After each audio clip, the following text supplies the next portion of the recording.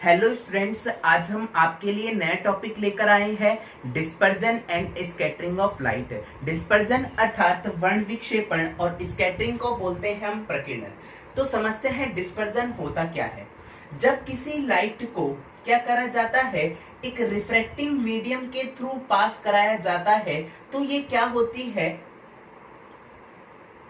ये लाइट क्या होती है, डिफरेंट डिफरेंट कलर के क्या करती है, इमिट हो जाती है। इसी को हम क्या बोलते हैं, डिस्पर्जन बोलते हैं। वहीं पर अगर मैं स्कैटरिंग की बात करता हूं, तो जब हम लाइट को इंसिडेंट करा रहे हैं ऑब्जेक्ट पर, जब हम ऑब्जेक्ट पर इंसिडेंट कराते हैं तो ऑब्जेक्ट की जो पार्टिकल्स होते हैं ये क्या करते हैं, लाइट को क्या करते हैं, एब्जॉर्ब कर लेते हैं, और कुछ लाइट क्या हो जाती है, इसमें से एमिट हो जाती है। तो ये पार्टिकल जो हैं, ऑब्जेक्ट के पार्टिकल जो हैं, ये क्या करते हैं, कुछ समय बाद क्या करने लगते हैं, ये रेडिएट होने लगते हैं, और रेडिएट होकर कुछ लाइट को क्या करते हैं, एमिट करते हैं रैंडम डायरेक्शन में। तो हमारे पास डिस्पर्जन और स्कैटरिंग में मेन डिफरेंस क्या है, इसमें हमारे पास लाइट का जो स्प्रेड होगा वो रैंडम डायरेक्शन में होगा, यहाँ पर क्या होगा, एक रेगुलर डायरेक्शन में होगा। इसमें जो ऑब्जेक्ट का जो हमारे पास साइज होता है वो क्या होता है, लाइट के साइज से, मतलब वेवलेंथ ऑफ लाइट के क्या होता है, कंपैरिजन होता है। अगर मैं बड़ा ऑब्जेक्ट ले लूंगा तो ये क्या हो जाएंगे, लाइट रिफ्लेक्ट होके आ जाएंगे। छोटा ऑब्जेक्ट ले लूंगा तो क्या हो जाएगा, इसके अंदर से पूरी पास कर जाएगी। ठीक है, समझते हैं कि हमारे पास जो ये हमने रिफ्रैक्टिव मीडियम जो बनाया है, जिसे हम क्या बोल रहे हैं, प्रिज्म। प्रिज्म है क्या, समझते हैं।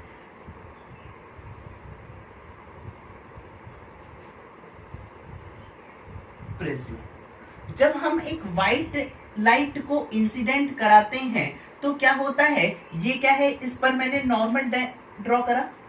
जब मैं इस पर नॉर्मल ड्रॉ करता हूं तो ये क्या हो रहा है, रेयर मीडियम से डेंसर मीडियम में जाएगी तो क्या होगा, नॉर्मल की तरफ बेंड हो जाएगी। जब ये लाइट रे डेंसर मीडियम से रेयर मीडियम में जाएगी तो क्या होगा, नॉर्मल से दूर जाएगी। ठीक है, तो हमारे पास जो इंसिडेंट रे और इमर्जेंट रे के बीच में जो एंगल बनता है उसी को हम क्या बोलते हैं, डेविएशन एंगल। क्या बोलते हैं इसको, डेविएशन। तो प्रिज्म है क्या, प्रिज्म है मेरे पास, it is a transparent solid bounded by two plane surface. ठीक है, आपको पता है ये क्या है, इसका बेस, और जो यहां पर जो प्लेन सरफेस जो एंगल बनाते हैं इसको हम क्या बोलते हैं, प्रिज्म एंगल। ठीक है, जो हमने ये जब लाइट रे इंसिडेंट करी जाती है प्रिज्म पर तो होता क्या है, हमारे पास ये वाली रे जो है ये डिफरेंट 7 कलर में क्या हो जाता है, ये डिवाइड हो जाता है, जिसे हम क्या बोलते हैं, विबग्योर। विबग्योर क्या बोलते हैं,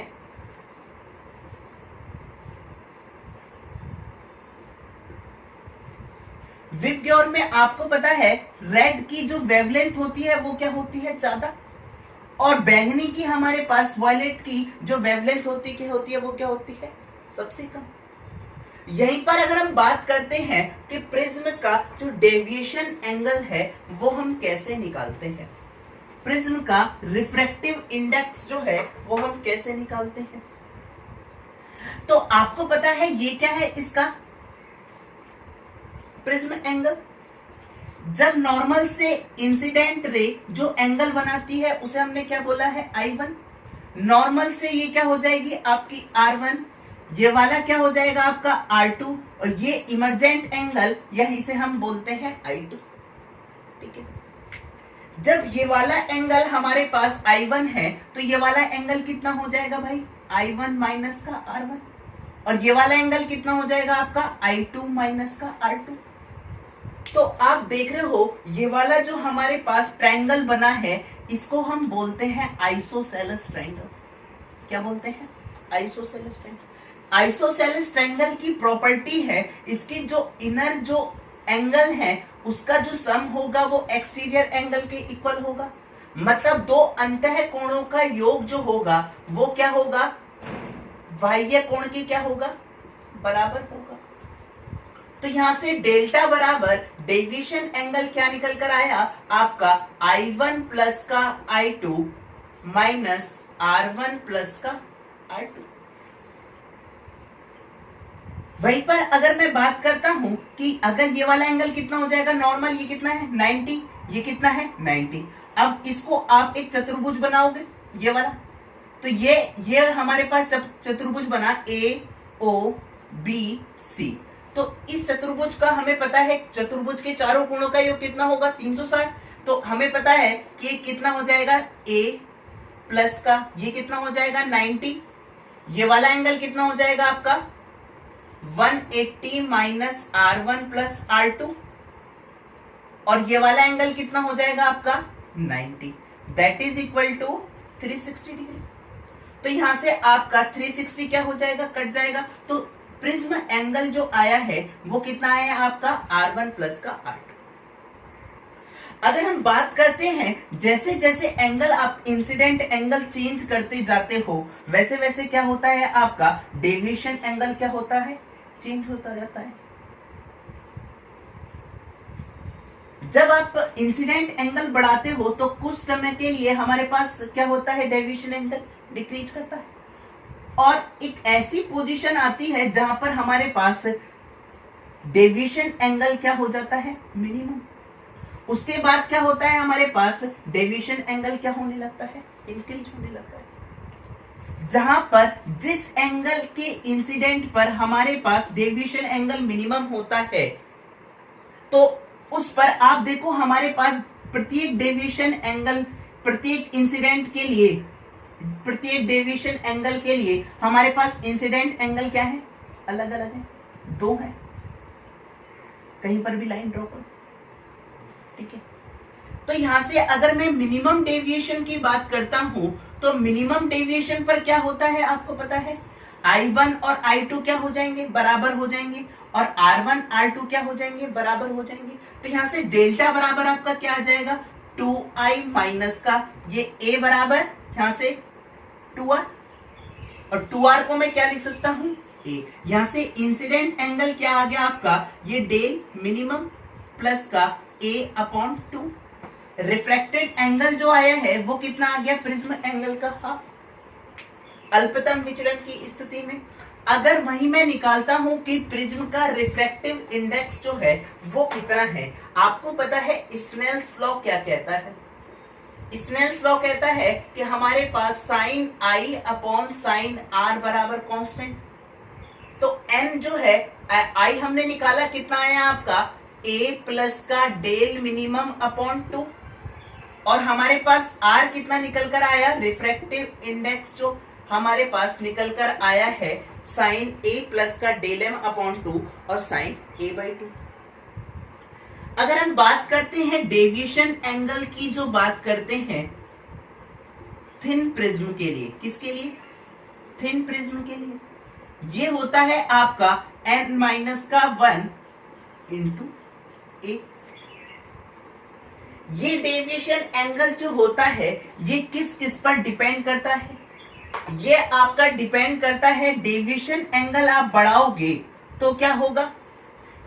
रिफ्रैक्टिव इंडेक्स अगर आप बढ़ा रहे हो, रिफ्रैक्टिव इंडेक्स इंक्रीज करने पर तो क्या होगा? हमारे पास डेविएशन एंगल इंक्रीज कर जाएगा। अगर मैं प्रिज्म एंगल इंक्रीज करता हूं तो डेविएशन एंगल क्या होगा आपका? इंक्रीज करेगा। अगर हम वेलोसिटी ऑफ लाइट या वेवलेंथ ऑफ लाइट को हम बात करते हैं, हमने इंक्रीज करा तो क्या होगा? देखना, अगर हमें पता है v बराबर क्या होता है? f into lambda. अगर आपने लैम्डा को इंक्रीज करा तो वेलोसिटी भी इंक्रीज हो गई। आपको पता है v बराबर हमारे पास क्या होता है? 1 अपॉन n या 1 अपॉन म्यू। अगर हमारे पास वेलोसिटी बढ़ गई तो रिफ्रैक्टिव इंडेक्स क्या हो जाएगा? कम हो जाएगा। अगर रिफ्रैक्टिव इंडेक्स कम हो गया तो डेविएशन एंगल भी क्या हो जाएगा, कम हो जाएगा। मतलब वेवलेंथ ऑफ लाइट के इंक्रीज करने पर डेविएशन एंगल जो है वो क्या हो जाएगा आपका, डिक्रीज।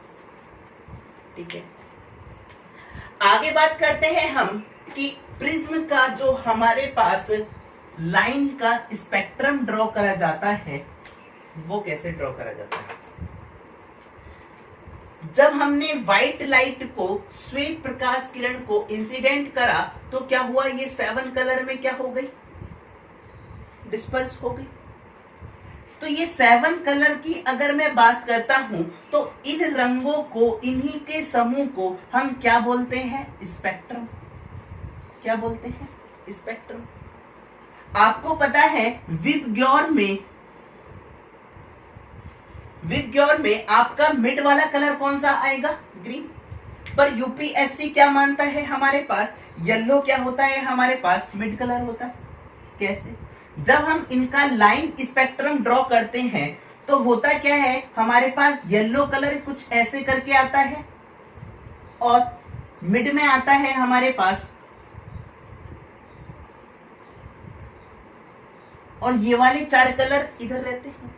तो इसीलिए हमारे पास येलो कलर क्या होता है, मिड में होता है। तो जब भी आपसे यूपीएससी सवाल करता है कि हमारे पास विबग्योर में मिड वाला कलर कौन सा है, येलो कलर, तो येलो कलर की जो सेंसिटिविटी होती है, अगर हम सेंसिटिविटी की बात करते हैं, वो क्या होती है, 1.24 टाइम्स ज्यादा होती है अदर का कलर के रेस्पेक्ट में। इसीलिए हमारे पास जो आप स्कूल बसेस देखोगे वो हमारे पास कैसी होती हैं, येलो कलर की होती है। ठीक है, नेक्स्ट हम बात करते हैं कि एंगुलर डिस्पर्जन। क्या बात करते हैं, angular dispersion.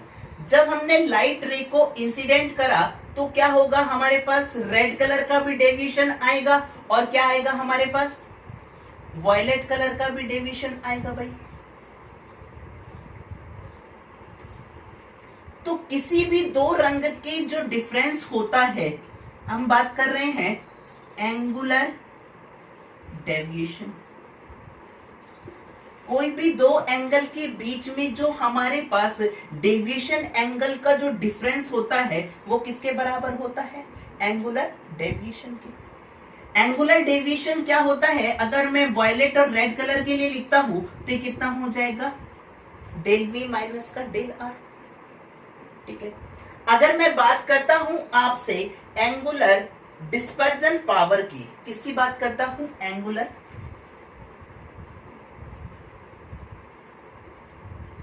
Dispersion. Angular dispersion क्या होता है, हमारे पास maximum deviation over mean deviation. Maximum deviation कब होगा, जब आपका वॉयलेट और रेड कलर के बीच में लिया जाएगा, डेल वी माइनस का डेल आर। और मीन डेविएशन हम कहां पर लेते हैं, आपका येलो कलर के लिए। हमने बताया था थिन प्रिज्म के लिए डेल्टा बराबर क्या होता था, n माइनस का 1 इंटू ए। तो यहां से आप डेल वी रखोगे तो ये कितना हो जाएगा आपका, एन वी माइनस का 1 into A, N V minus 1 into A red colour के लिए, N R N Y minus का 1 इंटू ए। तो यहां से जो आपका एंगुलर डिस्पर्जन निकल कर आता है वो कितना होता है आपका, एन वी माइनस का N R upon N Y minus का 1। आप देख रहे हो कि एंगुलर डिस्पर्जन की जो पावर है वो डिपेंड नहीं कर रही किस पर, मैं कह सकता हूं डज नॉट डिपेंड ऑन किस पर, प्रिज्म एंगल पर। ठीक है, पर आपका जो एंगुलर डेविएशन होता है वो डिपेंड करेगा किस पर, आपके प्रिज्म एंगल पर।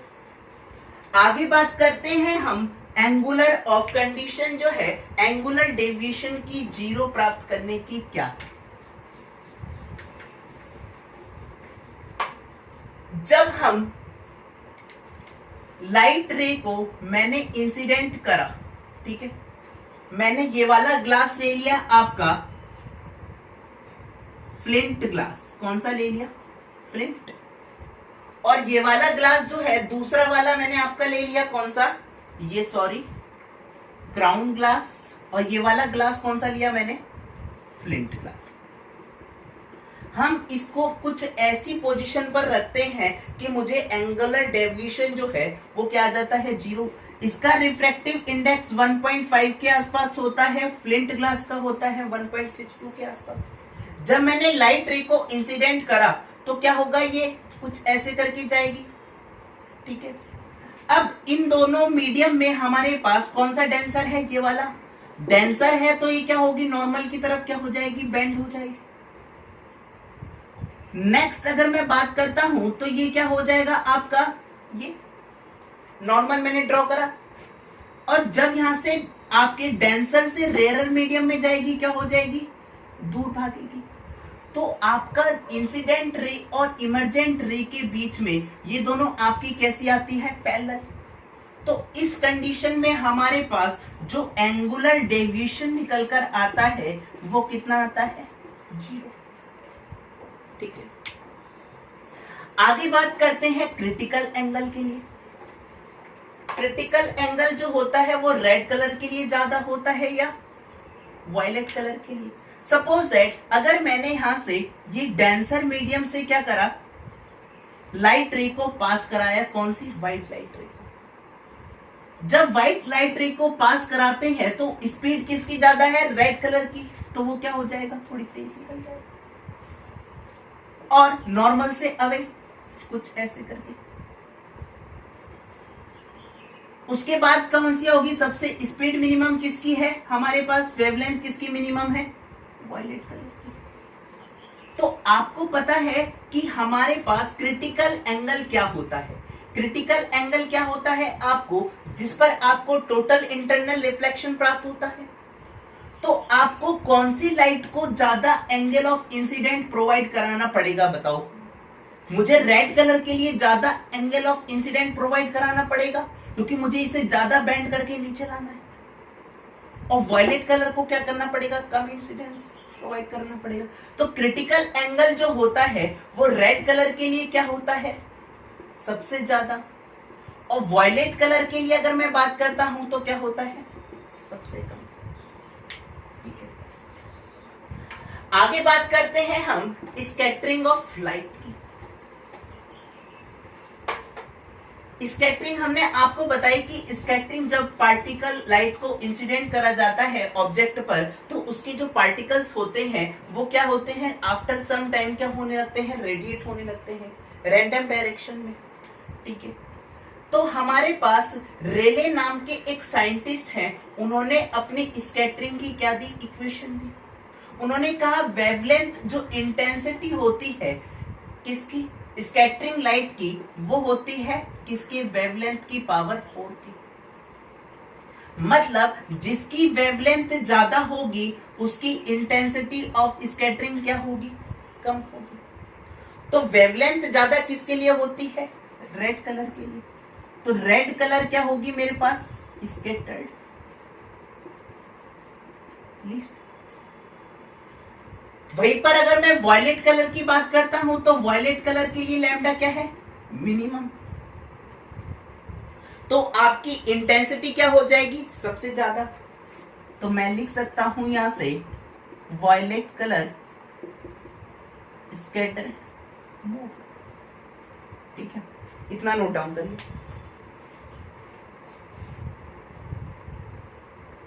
आगे स्टार्ट करते हैं स्कैटरिंग बेस्ड फिनोमिना। आपके जो स्काई का जो कलर है वो आसमानी दिखाई पड़ता है, ब्लू दिखाई पड़ता है, वो किसकी वजह से, आपके स्कैटरिंग की वजह से। हमारे पास बादलों का रंग सफेद दिखाना किसकी वजह से, स्कैटरिंग की वजह से। सन अपीयर क्या होता है, मतलब सूरज डूबते हुए और उगते समय हमें कैसा दिखाई पड़ता है, रेड, किसकी वजह से, स्कैटरिंग की वजह से। रेनबो का जो फॉर्मेशन होता है, इंद्रधनुष का जो फॉर्मेशन होता है, वो कब होता है हमारे पास, जब बारिश होती है। तो हमारे पास ये जो फिनोमिना है ये रेस्पॉन्सिबल है किसके लिए? रेनबो के फॉर्मेशन के लिए। डिस्पर्जन, इसको हम टोटल इंटरनल रिफ्लेक्शन भी बोल सकते हैं। और क्या होता है? रिफ्लेक्शन। रेनबो का जो फॉर्मेशन होता है वो दो तरीके का होता है। एक होता है आपका प्राइमरी रेनबो, एक होता है आपका सेकेंडरी रेनबो। अगर हम प्राइमरी रेनबो की बात करते हैं, मैंने ये सपोज दैट मैंने ये वाटर की ड्रॉपलेट बनाई है, थोड़ी बड़ी करके बनाई है ताकि आप लोगों के अच्छे से समझ में आ जाए। जब हम लाइट रे को इंसिडेंट करते हैं, मैंने लाइट रे को इंसिडेंट करा, लाइट रे को जब मैं इंसिडेंट करता हूं तो आपको पता है कि सबसे ज्यादा बैंड कौन सी होती है? आपकी वॉयलेट कलर। और लीस्ट बैंड कौन सी होगी? आपकी रेड कलर। तो ये रेड कलर आई और ये आ गई आपका वॉयलेट कलर। ये क्या होता है यहाँ पर जो एंगल ऑफ इंसिडेंट होता है वो क्रिटिकल एंगल से ज्यादा होता है, तो ये क्या हो जाती है? दोबारा रिफ्लेक्ट होकर उसी मीडियम में आ जाती। यहां पर मैंने ये कुछ ऐसे करके आई और वॉयलेट कलर कुछ ऐसे करके आई, ठीक है।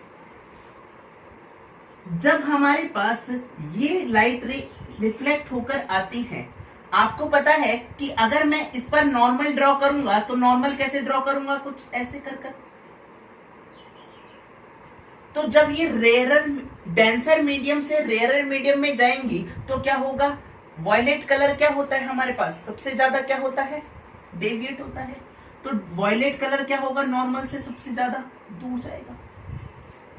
और रेड कलर क्या होगा हमारे पास? नॉर्मल से तो दूर जाएगा ही भाई, जाएगा, पर कंपैरिजन में वॉयलेट के लिए कुछ कम जाएगा, ठीक है। ये आ गई आपकी रेड कलर वाली, ये आ गई आपकी वॉयलेट की। तो जब यहां से हम आई लेंस लगाते हैं तो हमारे पास जो इमेज का फॉर्मेशन होता है आईज पर कुछ ऐसे करके होता है। तो रेड का एंगल जो इंसिडेंट होता है वो होता है, कितना होता है? ये 42 डिग्री। और वॉयलेट के लिए कितना होता है? 40 डिग्री। ये फिक्स वैल्यू है। तो हमारे पास इंद्रधनुष में, प्राइमरी रेनबो में जो हमारे पास ऊपर वाला जो कलर नजर आता है वो कैसा नजर आता है? रेड। और सबसे नीचे कैसा नजर आता है हमारे पास? ब्लू या वॉयलेट टाइप का, ठीक है।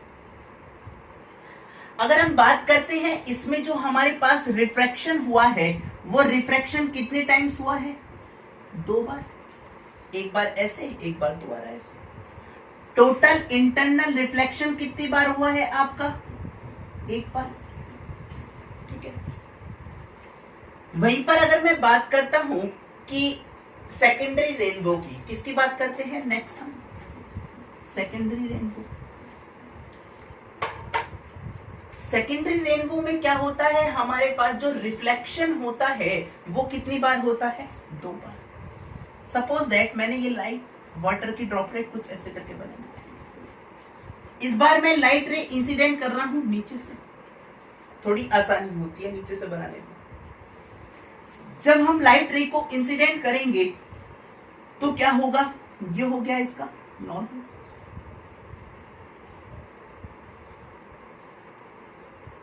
तो हमारे पास वॉयलेट कलर क्या होगी भाई? सबसे ज्यादा डेविएट होगी। और रेड कलर क्या होगा? कम डेविएट होगा। ये आ गई आपका रेड कलर, ये आ गया आपका वॉयलेट कलर। नेक्स्ट अगर हम बात करते हैं तो ये क्या होता है यहां से? टोटल इंटरनल रिफ्लेक्शन, क्योंकि एंगल ऑफ इंसिडेंट क्या है? क्रिटिकल एंगल से ज्यादा है। तो हमारे पास वॉयलेट कलर क्या होगी? कुछ ज्यादा डेविएट हो जाएगी। और रेड कलर कुछ ऐसा। ये आ गई आपकी रेड कलर, ये आ गई आपकी वॉयलेट। उसके बाद क्या होता है? ये एंगल ऐसे करके आया और ये वाली लाइट रे हमारे पास कुछ ऐसे करके आई, रेड वाली। जब हम इन पर नॉर्मल ड्रॉ करते हैं, मैंने इन पर क्या कर दिया? कुछ नॉर्मल ड्रॉ कर दिया। जब मैं नॉर्मल ड्रॉ करता हूं तो आपको पता है क्या कि जब हम नॉर्मल ड्रॉ करेंगे तो नॉर्मल की तरफ क्या होंगे, हमारे पास नॉर्मल से क्या होंगी, दूर भागेंगी। तो दूर भागेंगी क्या, कौन सी वाली हमारे पास, रेड वाली। तो रेड वाली दूर से भागे कुछ ऐसे करके। यहां पर हमारे पास वॉयलेट कलर भी क्या हो गया, हमारे पास कुछ ज्यादा डेविट होंगी, तो हमारे पास क्या होंगी, कुछ ऐसे करके आएंगी, नॉर्मल से ज्यादा। तो ये वाला एंगल जो निकल कर आता है वॉयलेट के लिए वो कितना आता है, सेकेंडरी रेनबो में ये 53 आता है वॉयलेट के लिए, और ये वाला कितना आता है, 50। तो यहां पर जो आपका ऊपर जो फॉर्मेशन होता है वो कैसा होता है, आपका वॉयलेट या ब्लू, और ये वाला जो है कैसा फॉर्मेशन होता है, लोअर फॉर्मेशन कैसा होता है, रेड। तो यहां पर अगर मैं बात करता हूं कि टोटल इंटरनल रिफ्लेक्शन जो है वो कितनी बार हुआ है भाई, 2 बार। रिफ्रैक्शन कितनी बार हुआ है आपका, 2 बार। इसकी जो ब्राइटनेस होती है वो क्या होती है, कम होती है, किसके रेस्पेक्ट में, प्राइमरी के में। क्यों, आपको पता है जब लाइट रे इंसिडेंट हुई तो 2 बार रिफ्लेक्शन की वजह से आधी एनर्जी तो उसमें कंज्यूम हो गई। तो हमारे पास इस सेकेंडरी रेनबो जो बनता है वो थोड़ा फेड बनता है, ठीक है। आगे स्टार्ट करते हैं हम आई डिफेक्ट। नेक्स्ट स्टार्ट करते हैं आई डिफेक्ट।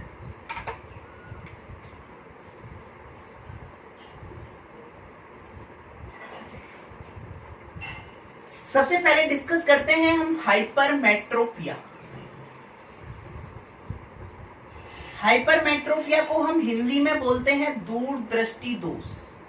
क्या बोलते हैं, दूरदृष्टि दोष। इसमें क्या होता है, आपको निकट की जो वस्तुएं होती हैं वो आपको साफ नहीं दिखाई पड़ती, ठीक है। अगर हम बात करते हैं इसमें इमेज का जो फॉर्मेशन होता है ये हो गई आपकी आई। जो ऑब्जेक्ट आपकी आई पर एंगल बनाएगा वो कौन सा होता है, विजुअल एंगल। ऑप्टिकल इंस्ट्रूमेंट में बात करेंगे। अगर हम बात करते हैं कि इसमें जो इमेज का फॉर्मेशन होता है वो क्या होता है, रेटिना की क्या होता है, कुछ पीछे जाके बनता है। तो इसमें इमेज का जो फॉर्मेशन है वो रेटिना के कहां बनेगा भाई, बिहाइंड। तो दूरदृष्टि दोष के लिए हम क्या करते हैं, कौन से लेंस का यूज करते हैं भाई, उत्तल लेंस का यूज करते हैं। कौन सा, कॉन्वेक्स लेंस। याद करने का तरीका बताता हूं, ये कितने वर्ड हैं भाई आपके, 2, और यहां पर कितने हैं, 3।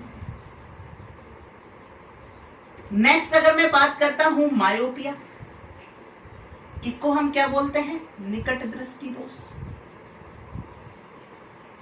इसमें क्या होता है, आपको दूर की जो वस्तुएं होती हैं वो साफ दिखाई नहीं देती हैं। इसमें जो इमेज का फॉर्मेशन होता है, इमेज का फॉर्मेशन इसमें कैसा होता है भाई, इसमें इमेज का फॉर्मेशन क्या होता है, ये आपकी रेटिना। जब हमारे पास लाइट रे जो दूर से आती है ऑब्जेक्ट से वो क्या हो जाती है, पहले ही कन्वर्ट हो जाती है रेटिना से पहले ही। तो हमारे पास इसमें जो इमेज का फॉर्मेशन होगा वो कैसा होगा, इन फ्रंट ऑफ रेटिना। तो इसके लिए हम, इसकी रेमेडीज के लिए हम क्या यूज करते हैं, इसकी रेमेडीज के लिए हम कौन सा यूज करेंगे, अवतल लेंस का, जिसे हम क्या बोलेंगे, कॉनकेव लेंस। आपको पता है इसमें कितने वर्ड हैं भाई, 3, और ये कितने हैं, 4। याद करने का तरीका। नेक्स्ट अगर मैं बात करता हूं आपसे, एक होता है आपका जो डिफेक्ट है वो कौन सा है भाई,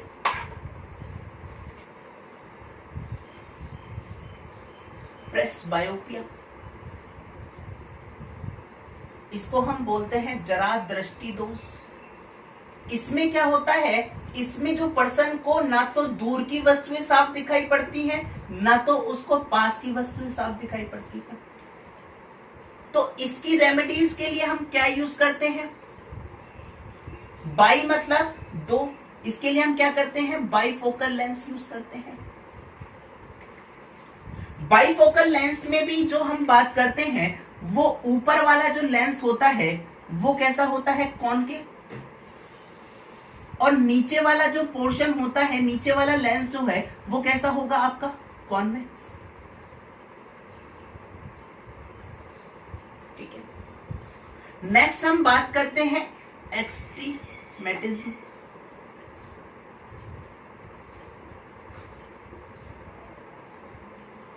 एस्टिग्मेटिज्म में क्या होता है, आपको हॉरिजॉन्टल और वर्टिकल लाइन जो है